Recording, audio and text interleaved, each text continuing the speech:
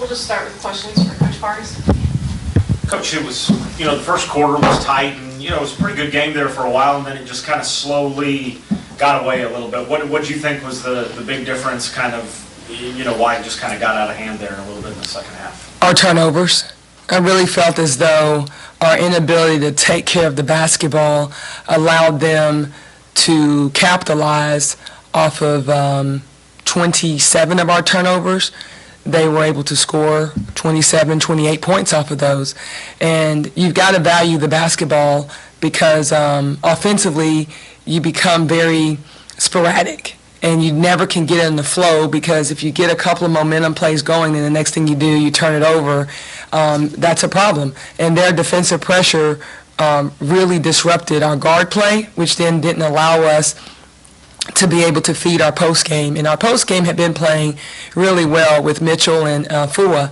And so a lot of credit to Mississippi State and the defensive pressure that they applied to us. Coach, speaking of pressure, a few 5-second calls. What do they do that makes it so difficult to bring the ball in? Well, I think you got to be consistent with your press break.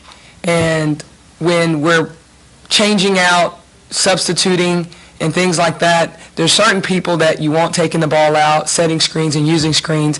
And as the game goes on, you can't have those mishaps because they're going to play this defensively for 40 minutes. They're going to play this way.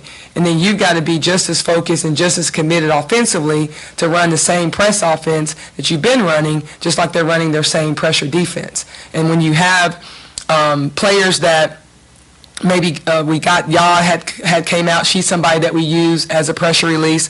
Kayla Pointer had to do it a lot, so eventually she was going to wear down. But their full court pressure is you've got to have some release with your bigs as well. And those 5-second calls, I thought we missed some of the over-the-top passes. And it's a gamble when you're playing a smaller lineup as well. But they're such a good defensive team that you've got to either.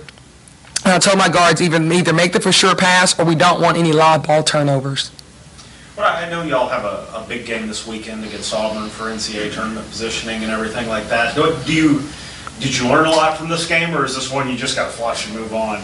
No, you never flush and move on. Whenever you're playing one of the best teams in the country, you have to focus in on the positives and the things that you did well, and the things that you also were challenged with, so you don't make those same mistakes twice. Auburn is a team that's going to press us, that's going to trap and try to turn you over as well. So again, the game plan in any game that we play, Mississippi State, Auburn, you have to have players that are all committed to taking care of the basketball and making sure that we don't have that many empty possessions. So Auburn is a team too that if they've got a balanced attack, so our defensive effort has got to be there as well.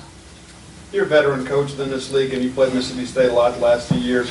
What makes this team maybe a little bit different than the one Vic's had the last few years? Well, it's hard to game plan and not have players coming in and sinking in on McCowan. I mean, she really makes your defensive effort to stretch your defense. When you have Espinoza out there who's able to shoot threes, you got dribble penetration by your guards. Howard obviously can extend you. So the spacing of their team is really good with a power post player inside. And so when you don't match up physically with someone of McCowan's stature, you're going to have to game plan and potentially double or bring as much size as you can on her. And she's a very good basketball player, someone who is solid at scoring around the rim. And when she gets positioned on you, it's pretty much going to be a basket.